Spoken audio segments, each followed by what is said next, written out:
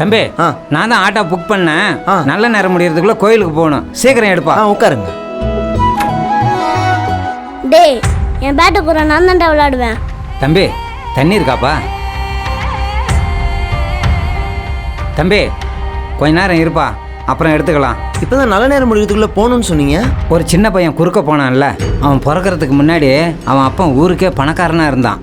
அவன் பிறந்த பிறகு எல்லா சொத்தையும் விற்று குடிச்சே அழிச்சிட்டான் அவன் அப்பன். அதனால தான் சொல்கிறேன்பா.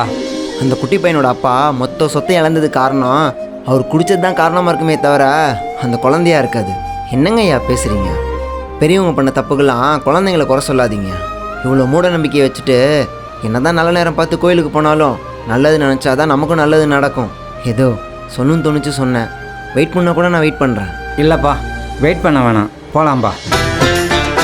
அப்போ போடலாமா?